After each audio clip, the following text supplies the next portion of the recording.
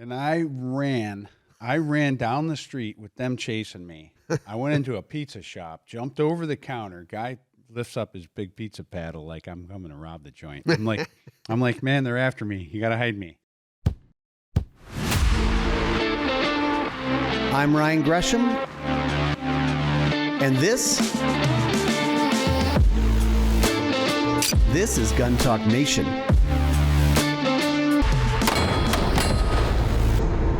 This Gun Talk Nation is brought to you by SnapSafe, First Person Defender, Safariland, Guns and Gear, and Ruger. All right, welcome into Gun Talk Nation. Today on Gun Talk Nation, we're going to talk about the Cincinnati Brawl and the crazy stuff that's happening out there. Lessons, takeaways, what you should and shouldn't do. We've got Chris Cerino, our director of training over here at Gun Talk. And Chris, you're actually from Ohio. Yeah, I mean, Cincinnati was about 4 hours away from where I lived. Okay. And that's pretty far. And it's I'm going to correct you on the beginning here, because it was the Cincinnati Beatdown. Everybody's calling it the Beatdown. The Beatdown. Okay. It is a brawl, too. I think it's on there. So. Yeah, a lot of people involved in a fight. Yeah, I mean, it was pretty much a small riot. People are talking about, this is another one of those things that they talk about in the news because there's video. And because two people, at least two, got really beaten up by dozens? I don't know. So let's break this down, because I think on our show, we talk about gear, we talk about carrying, we talk about training. Probably people listening to this go, well, you know, I'd have a gun because I'm a gun guy, because I listen to Gun Talk Nation. But is the gun the answer? Oh, and probably with this thing, we got to go way before all that. You got to get way to the beginning of all this. This happened at 3:06 a.m. Yep. You know, we were joking in the office. I said, I feel like an old man saying, you know, nothing good ever happens after midnight. Nothing good happens after dark. Okay. I mean, because the dark becomes more mysterious. Everything can be hidden. Is this true as a decades in law enforcement? Because as I say, people are worried about the wrong things. Like, oh, it's night, it's scary. But people break into homes in the daytime too. Sometimes, yeah. I mean, but is it just, I guess anecdotally, maybe not statistically, is it more dangerous at night? From your law enforcement experience, things ramp up? Yeah. A night shift versus a day shift? Yeah, 100%. Except for bad things happen during the day also. You know, I mean, it really does. Yeah. But it's more of a fluke. I mean, people do like to operate under cover of the darkness. I mean, that was obviously a well-lit street scenario. I mean, there was Downtown. a lot of light. I mean, you could see a lot on those videos from the phone. And honestly, for those that are listening and watching, I don't know what to tell you. There's going to be a lot of things said, but man, a little common sense goes a long way. You don't have to be a ninja warrior.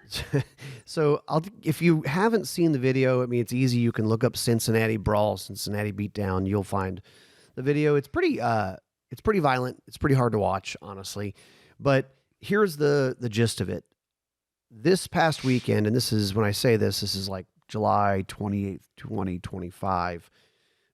There were 5 people in charge in connection with a fight that happened in downtown Cincinnati early Saturday morning. Multiple videos of the fight are circulating on social media, and that's why we're talking about it, raising safety concerns for a city that's made a recent push to reduce crime in its urban core. Every big city has crime. That's right. Every city, especially big ones. It's just always been the way. But what you see in this video is, and you have to watch several videos maybe to piece together the story, but I think they were all on the street leaving a bar, is what it sounds like. Yeah. So until you had turned me on to a new video just recently that I watched, I couldn't even watch this. And I don't know, violence for me is not a problem. Gore for me is not a problem. It was just something about it. I just couldn't watch it. I just couldn't watch the constant stomping and the kicking of that man's head. But then there are so many versions of these videos, and there are other ones that are longer. And then you showed me one where the circumstances in my mind changed quite a bit. And after I saw that, I really didn't have a problem watching him get his head stomped in. Well, I mean, you have a big group of people. I mean, it seemed like, I don't know, 20, 30, maybe more. They said there was like 100 people out there on the street, and a couple guys squaring off. They weren't really squaring off. There was a cluster. There's a group. So I'll go into it, and then you can explain. But so I'd watch what the news produced and showed us, of this man on the ground getting kicked in the face and his head stomped in. And then you told me about this video today. So I looked at this video and I watched this video, and you're like, yeah, this. And this video shows a little bit of before that, a little how this kind of came about. Right, exactly, because nobody ever talks about that, because everything, the police chief says, oh, we're having an investigation and we can't talk about anything. Well, you know what? If you don't feed the lions are going to find something to eat. So basically, we see white people and black people. And to me, they're trying to make this a racial thing, which is so dumb. It doesn't matter. It doesn't matter if it's all white people or all black people or all Asian people. It's one guy slaps another guy, then he starts punching him, and then everybody starts punching and kicking and knock the guy to the ground. And then somebody's wife, girlfriend, whatever, female comes over. She gets punched and knocked out cold onto the street. Yeah. And I don't know what any of that has to do with the color of someone's skin. Well, it's just dumb to make it about that. But lessons for listeners here, and what can we take away from it? Well, let's just say this. Okay, so you dimed it out. You said the guy slapped the other guy. All right, let's say it. It was white people and black people fighting. What the news showed was a bunch of black people kicking a white guy in the head. I couldn't watch it. It was upsetting. And then I saw the video today. White guy slapped the black guy in the face before he got his ass beat. So that's what happened. And nobody shows that. Why aren't they showing that? Why don't they show something that gives us context so that we can understand what's going on? Because I don't care what color you are, which end of the slap you're on. If you're on the end of the slap, I don't care what color you are. There's going to be a fight now because now we've committed an assault. We've touched somebody that is already angry. So now there's a beatdown. But let's go back to the first call to the police was at 3:06 a.m. Was it at 3:06 or 3:12? I thought that 3:06 was the first call to the police. 3:12 was when officers arrived on the scene. Okay. So a 6-minute response time, which whether that's quick or not quick, it kind of seems not that quick for being in a downtown area. Not at that time of night without traffic, yeah. That seems kind of slow, but ultimately, correct. That's what they said in the news report. I'm just reading what I see on the news report. Right. But probably, if you're out at 3:06 a.m., bad things happen in the middle of the night. And probably like first line of defense, don't be there. Well, that's number one. Number one, don't be there. Coming out of the Love nightclub on 4th Street or whatever right. it was. And then also, if people, perhaps these people involved, I don't know, perhaps they're all meatheads, jerks, hotheads. Perhaps they're not. I don't know. Perhaps they were drunk and drinking. Alcohol's involved. And I don't know, right? You can get away with a lot with alcohol and after dark. But then there becomes this witching hour. But you have to think through this stuff beforehand. And if somebody says, screw you, you're an asshole, you're a wuss, I'm using nice words, but could be much worse words. Your lady is a blank, whatever. That could be kind of like irritating, but is it worth getting in a brawl over? Well, the problem is you're already drunk when you hear those words. So then you react differently than you would if you weren't drunk or even just a little bit buzzed. Mm-hmm. So nothing good happens after midnight. Okay, after midnight is when excess takes over. Excess. Anybody that's there after midnight is just asking for trouble. I'm sorry if you feel different. I could be wrong. I think you're wrong. Chris, I'm a night owl. I like to dance. Yeah, have at it. Come on. Go dance. You got it. You dance and then get out before the bad things happen.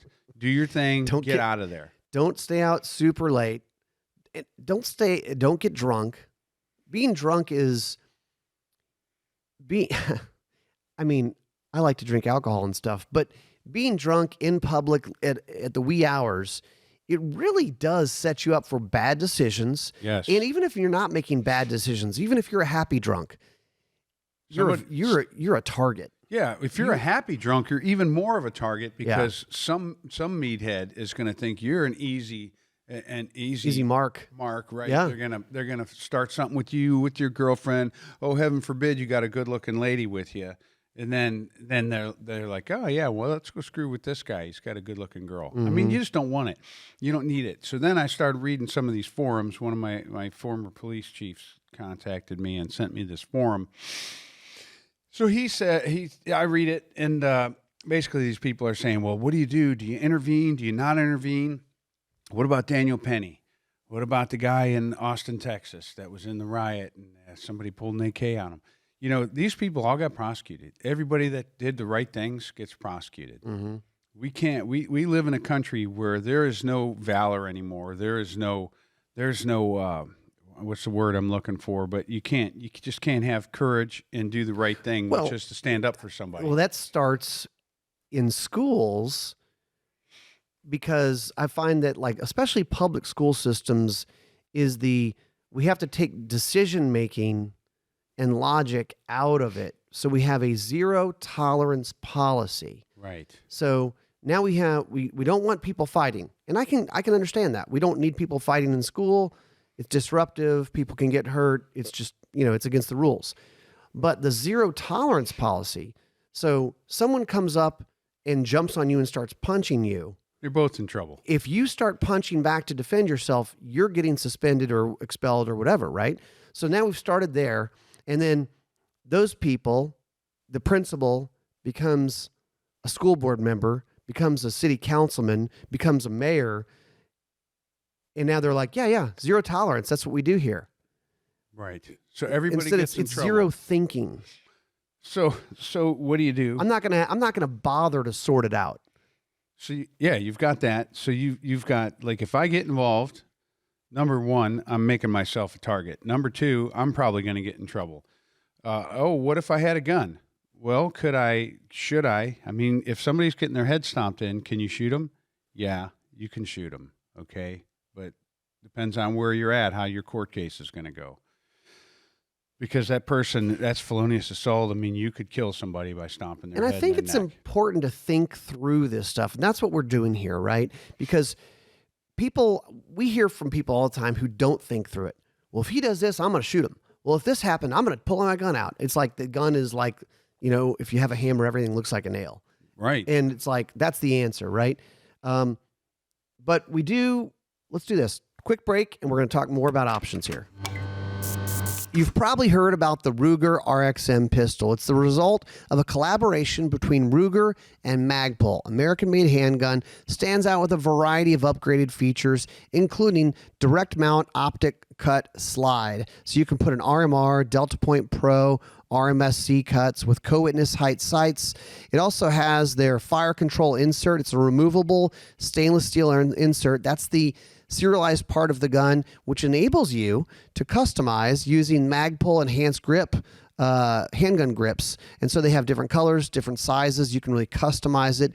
It's Gen 3 compatible, so works with magazines that you may already own.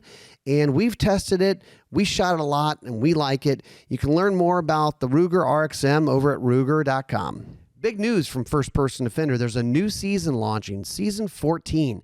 And with it, we're launching a brand new YouTube channel dedicated entirely to FPD. We're kicking it off with the new season, our most intense and eye-opening season yet.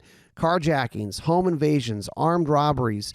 First-person defender throws everyday people into real-world self-defense scenarios, and it's all captured on camera. Subscribe now at the First Person Defender YouTube channel. You can also find it on Facebook, on Roku, everywhere else that you're going to see our videos. Real people, real training, real reactions. This is First Person Defender like you've never seen it before. SnapSafe modular safes are easy to assemble and move anywhere. Simply unpack them piece by piece and assemble them close to your desired location. The SnapSafe modular assembly system locks the walls together from the inside, making them as solid and impenetrable as conventional welded safes. Their 2300-degree fire protection offers peace of mind knowing firearms, jewelry, currency, and valuable documents are protected from fire and theft. Go learn more at snapsafe.com. Introducing Safariland's latest upgrade to its award-winning inside-the-waistband holster, the Incog X Cordura-wrapped holster, now featuring rugged Cordura fabric for next-level concealment and durability. Available in multicam, black multicam, and woodland. Designed for optics-ready pistols, the Incog X supports red dots while maintaining a slim profile. It's not just tactical, it's tailored.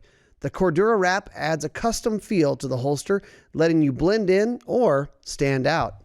You can learn more at Safariland's website. Check it out, the new Incog X Cordura wrapped holster. Want to hear about the latest and greatest in the world of guns? Well, 17 seasons of Guns and Gear, and we are back with another one. You can watch it live on Wednesday nights on the Outdoor Channel, or tune in on all the Gun Talk online channels to see what we're up to. Guns, optics, ammo, we test it all, we interview experts, and we showcase it to you. The latest and the greatest, a new season of Guns and Gear out now. All right, so people love to see these videos on social media online, and then, well, he should have done this, or I would have done that, the woulda, coulda, shoulda, which can be helpful for us to start that conversation, but you get a lot of comments and suggestions that are bad suggestions, right? Well, I mean, sometimes, they're viable, but listen, the legal system is gonna bury you. No matter what your best intentions are, you're going to get buried, right? So somebody says, well, if I'm standing there in the street, I'm just going to take out my gun and I'm going to say, hey, stop beating him up. What could happen? All right. So now they stop and they come at you and they just keep coming towards you. And you're forced to shoot somebody because the gun is not deterring them, which means that they're about to take it away from you and jam it squarely up your ass. Yeah. Use it against you. Right. They're going to use it. Maybe they're just blind rage, seeing red. Maybe they're drunk. They don't care. Who knows? Right. So how about the guy that's getting his butt beat? Mm-hmm. Okay. So what if he had a gun on him? Could he have shot some of those people that were stomping his head? Yeah. Yeah, you probably could, except there's 100 of them, and the rest of them are going to get crazy. You're going to run out of bullets. Mm-hmm. Something bad's going to happen. You could probably make a case for that. How about the case for why were you out at 3 a.m. with a gun in a bar? That's the question that's going to come up too. Mm-hmm. So, number one, first and foremost, you don't put yourself there, especially if you're an armed, responsible citizen. You know when to say when, and you get out. Mm-hmm. You leave when you're supposed to, which is before the witching hour. And you could feel it. The witching hour is a real thing. Oh, I can feel it. You can feel it. And sometimes the witching hour is nightfall, sundown. We live in South Louisiana. We are a short drive from New Orleans, the French Quarter, Bourbon Street, right? There is a vibe when you're there. And sometimes it's sundown, and sometimes it's later than that. Maybe it's 9 or 10 o'clock, midnight, whatever. But it gets, if you're not inebriated and you're paying attention, right, you'll notice it. I've felt it at 5:30. It's getting weird. In the evening, in winter, 5:30, the sun is down. People are like, let's get rowdy. Man, you can feel it. And tell me if I'm incorrect, and I know some of you guys are probably, you're going to relate to this, Ryan. You're with all these women because, they want to go out, and we're going to bring our girlfriends. You can come with us. We're going to bring, there's you, maybe a couple guys. And then you get your heebie-jeebies because you feel the witching hour coming on. Yeah. And you're like, hey, guys, we got to get moving because, nothing good's going to happen after this. And they all are like, oh, come on, we're having so much fun. Dance with us. Do this, do that. right? And they suck you in, and they're like, come on and dance. And you're like, okay, you're going to dance. And then all the meatheads, all the tough guys, all the guys that are getting their beer muscles on are looking at you with all these women, and you're out there trying to smile and put on your happy face because now you look like a big pussy, right? Because you're this soft guy out there with a bunch of girls dancing. So then they're going to follow you out, and they're going to take advantage of you. They're going to do something. They're going to humiliate you in front of your women, or they want to rob you, or they want to beat you up because you're having way too much fun, buddy. I mean, there are those people who go out to bars. I think we've all known them, or perhaps even had friends who are I call them the likes to fight guy. Yeah. It's not that they're necessarily trying to rob you, but they're literally like, I've been working out all week, and I'm, Friday, Saturday, I'm hoping we get to stir it up a little bit. I'm going to mix it up with somebody. I hope somebody looks at me wrong. Yeah. I hope the somebody likes to looks fight at me guy. wrong. And usually, and honestly, the likes to fight guy, because he is that, he's probably actually decent at fighting because he gets in fights, right? And you're like the guy who's like, I'm just trying to have fun, but likes to fight guy ain't having that. All right, so we digressed a whole bunch there. Yeah, we did. So we get back to where somebody says, "Well, I would have pulled out my gun and I would have shot somebody to stop it." Okay, so you shoot one, maybe you got to shoot 10, maybe you got to shoot a dozen. Do you have that many bullets? Do you have that kind of accuracy? What about pass throughs? What about misses? You got people all over in all directions. But Chris, how about shoot a warning shot? Everybody will just scatter and run away. Right. So now we're in there's no trees around to shoot a warning shot into because we're in the urban area. There's nothing but cement everywhere. So say you do crank off a round and everybody pauses for a second. And then they turn and look at you and they say, "Oh, tough guy, got a gun, huh? What are you going to do?" Now, if nobody has a gun and they just come at you, so now you're going to have the horde of zombies that you're going to have to deal with.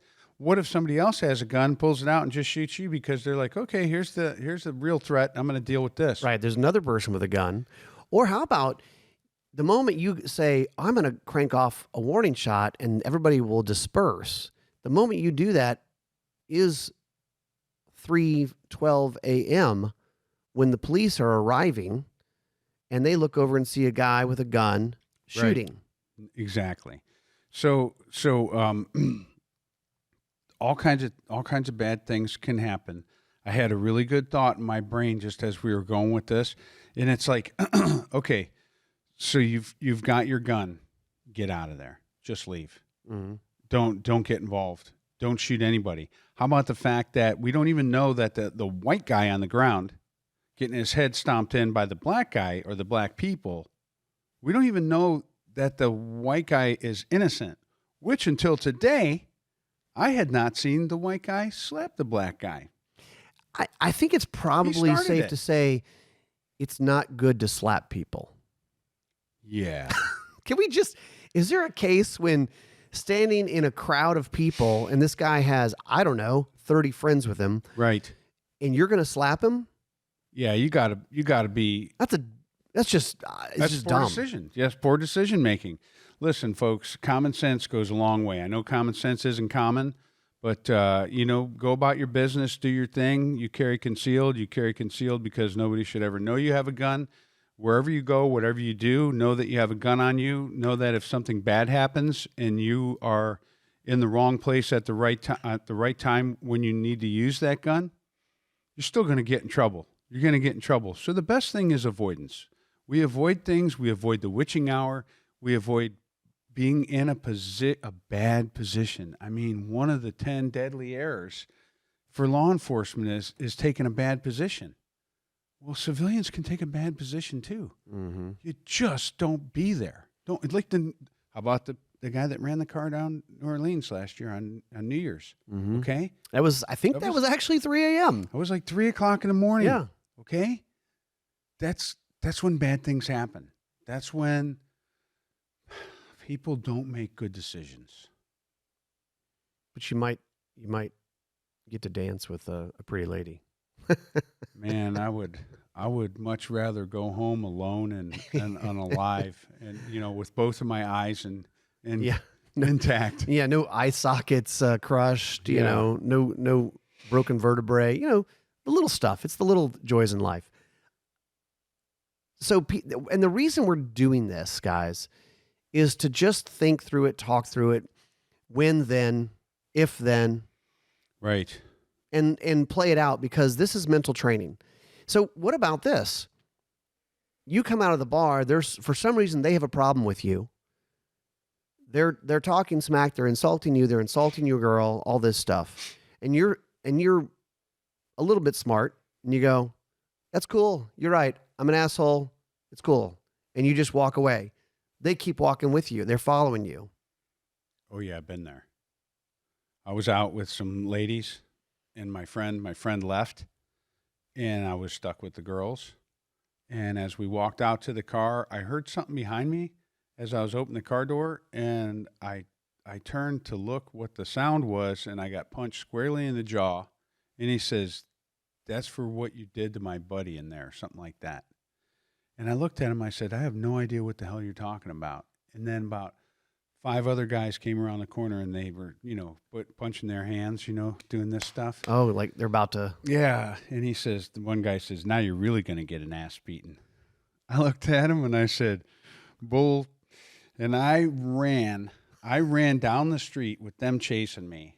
I went into a pizza shop, jumped over the counter. Guy lifts up his big pizza paddle like I'm coming to rob the joint. I'm like, "Man, they're after me. You got to hide me." Man, they came in the door. They came in there looking for me. I hid in the back. I had to call somebody to come and get me. I mean, literally, I didn't do anything. I was out with a couple ladies. I was minding my manners. It was literally mistaken identity, probably. I have no idea, but I was definitely with a couple pretty girls, and I was having a good time. I was not drunk or anything. So what's the lesson here? Run away to survive another day? Well, I'll tell you what. I could have beat Joe Louis that day, that's for sure. But the lesson is this. Carl Lewis. You just don't be there. Don't be there. When my friend left, I should have left. I should have said, "Hey, you know what? We're out of here." And it's kind of a lot. I mean, in this scenario, it's kind of a liability. It's difficult if you are the only protector. Mm-hmm. Not that if you have 3 or 4 guys that you should stay out till 3 a.m. and start some shit. It's because you shouldn't. Right. But it's a compromised position. I'm looking after, 2 or 3 ladies. It's like one-handed shooting. Yeah. Why wouldn't you use the other hand? Yeah. So there's safety in numbers. There's no doubt about that. But there's also trouble in numbers, because we saw how that crowd, one guy got slapped. But then everybody got a piece of that guy. Yeah. All his friends, they all got a piece of him.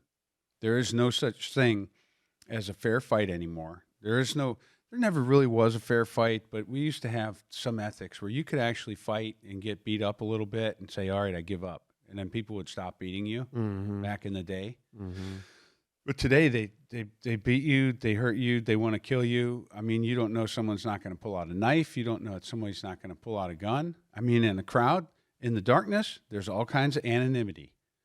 And a lot of bad things can happen. So, folks, the biggest thing is common sense. And I wouldn't get involved unless it was one of my friends. If it was one of my friends that was getting beat, that's a whole nother scenario now. It's super risky. And in that video, it looks like there are a few people 1 or 2 people trying to help the guy getting beat up. I don't know if it was his friends or just a bystander or something. Like they were pulling him away, yeah. But, man, you're jumping in there, and there are a dozen people punching and kicking. You're going to get punched and kicked. Yeah, I can't say that if it was you. Let's make it even better. Let's make it my son. My sons mm-hmm. are old enough to go out and party. Mm-hmm. Let's make it my son. We're out with our ladies, my sons, and my son gets in it and they start stomping his head like that. I'm not going to tell you that I am not going to crank off a round into the ground, jump into that mix, get on top of my son, and point that gun at everybody and start going nuts saying, "Get back." And the first person that reaches for that gun, I shoot him. And that's a good point, because what we kind of initially were talking about is you're there, you don't know these people involved. Right. And obviously completely changes if it's your son, somebody you love and care about. I'm telling you, I'd probably go right into it. I'd get right on top of him, and I would my head would be on an extreme swivel. It'd be very difficult to cover 360, but I mean, in the first and you're person, liable to get kicked in the head right, doing it. And they'll take my gun. And you know what? The first person that even made a move towards me would take one. Mm-hmm. As Willis would say, give him one. Yeah. What do you guys think about this? I mean, leave a comment, leave a question, leave a suggestion. I mean, what's your take on this? And obviously, this is coming from this particular video that's in the news, but we've had a bunch of these types of things in the news over the years. Right. And what's your strategy? Yeah. Well, you know what? You got to think outside the box. What I just said is terribly reckless and stupid, and it's a little bit crazy. But I am, and I can be. And if you do that to someone I love and I'm in the vicinity, you can expect bad things to happen to all of us. Fact of the matter is, you don't know who's carrying and. Right. I mean, I could get shot in the back of the head, but you know what? I'm not going to watch my son get his head beat in. Sure. No one would. Yeah. No, it's going to be terribly violent, and it's going to be fast. You also have the option, and let's reverse this. Someone slaps you. Well, you said, I mean, you were telling the story. You got punched, and you're like, you could have said, this guy just disrespected me. He punched me. I'm going to punch him back. But it's possible. I know it's hard. It's hard. It's possible to get slapped and then walk away. It's possible to go, man, you're right. I'm an asshole and you're tough and I'm leaving. That's not the only time I've ever been punched in the face and didn't fight back. I mean, when the odds are against you, you just, sometimes you get punched in the face. It's worth like maybe assessing, right? Yeah. For, I don't know, 3 or 4 seconds. And go, damn, should I fight this guy? Do I need to fight right now? Or maybe the smart move is well, if it had just been him and I was pinned in there, I was right there in the car door. But when those guys came around the corner, I was like, yeah, no, this ain't gonna happen. So I feel like someone listening to this is gonna say, so Chris, what happened to the girls? Yeah, I guess they got in their car and left because I talked to them the next day and they're like, yeah, we just left. Oh, wow. Where did you go? I said, hell. We didn't have cell phones back then. Right. We didn't have anything. He's just like, I need somebody to come give me a ride. Yeah, I just needed somebody to come and get me. And I'll tell you what, you just you have to prepare yourself for all possibilities. You know, running, hiding, fighting. You know, I have no problem with fighting. I have no intention to pull a gun and use it in a fist fight. I don't want to get into a fist fight while I have a gun. I'm going to do everything I can to not get involved in an altercation when I'm carrying a gun. You know what's funny about this whole conversation is nowhere in this conversation have we talked about the gear. Which holster, which gun, which optic, which ammo. Because ultimately, that's perhaps less important when we're talking about just tactics and mindset. We're talking about making good decisions. And if you're going to be prepared in the essence, okay, if you're going to be a prepper, let's just say you're a prepper. So I'm a prepper. I carry a knife. I carry a gun. I sometimes carry spare ammo. I sometimes carry a flashlight. I have first aid stuff in my truck. I have all that stuff. Mm-hmm. So I consider myself prepared. But being prepared is not just about the gear. But the gear is the fun part. That's what everybody wants to talk about all the time. Being prepared is the avoidance part, the when-then scenarios, the if-then scenarios. When this happens, then I'm going to do that. You know, not being surprised. You know, I think KJ was saying, it's like when I was a cop, and I always assumed everybody was going to punch me in the face. And the one day when it did happen, and the guy was getting out of the car, he reeled back and he punched me in the face.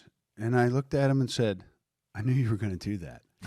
And his face, the look on his face was just like, That's not the reaction I was looking for. and it's like, if I can be prepared mentally, I am going to be less surprised when bad things happen. Mm-hmm. But I also, since I know that bad things can happen, I also identify when bad things happen, where bad things happen, and therefore how to avoid bad things happening to me. Yep. Does that make sense? Yeah. You know, just imagine if you weren't there.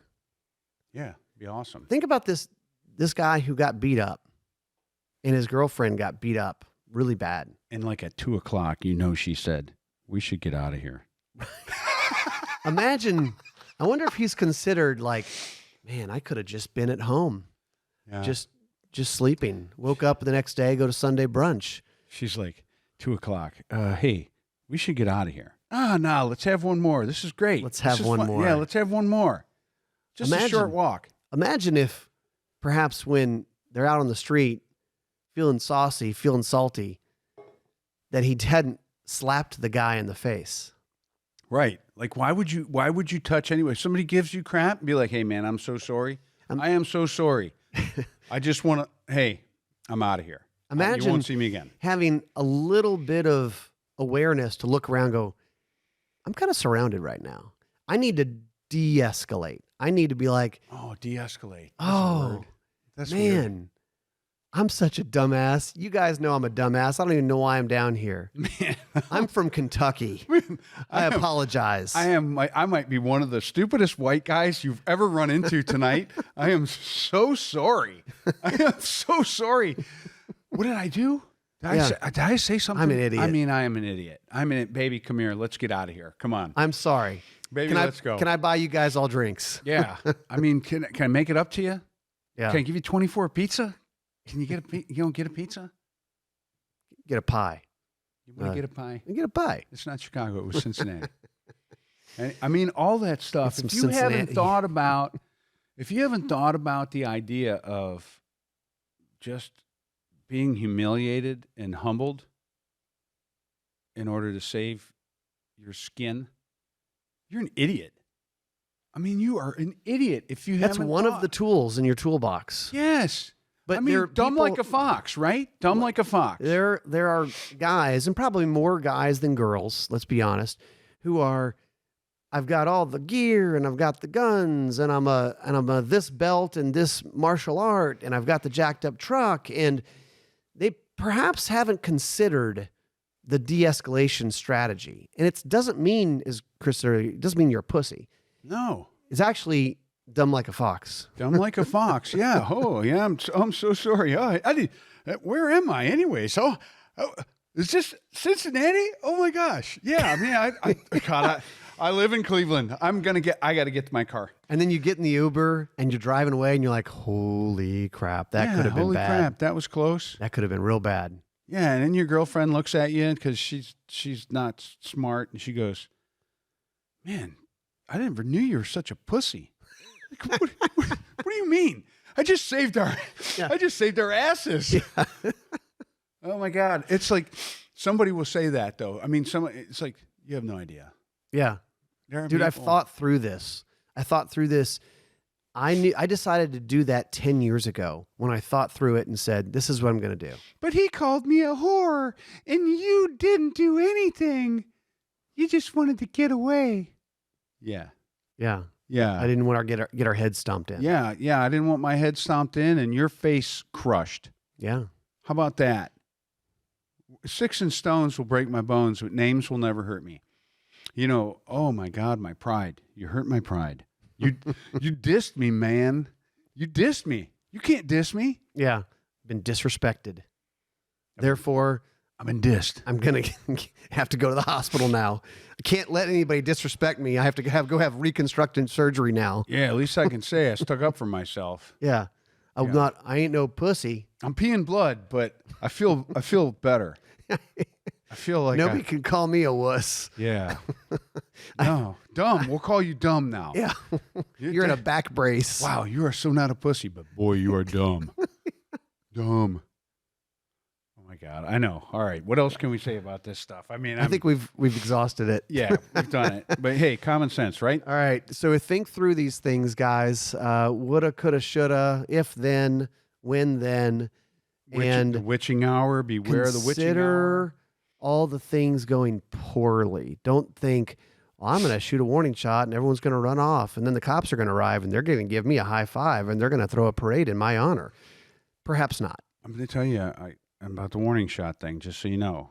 If I fire off a warning shot and people just flinch and duck for just that moment to give me the advantage, I'm going to tell you that I might do it.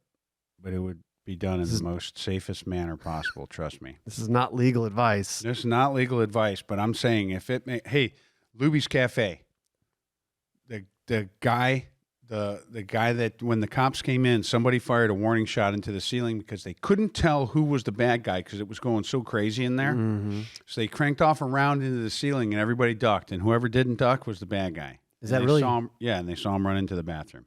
Yeah. So I'm just saying. There's a time and a place. It's not never. The words always and never should not be used in training or in survival. Okay, there we go. I'm not going to say anything else. Ryan, you can close us out. All right, that is it. Hope you guys enjoyed it. Hope you learned something, and tune in next time for more Gun Talk Nation.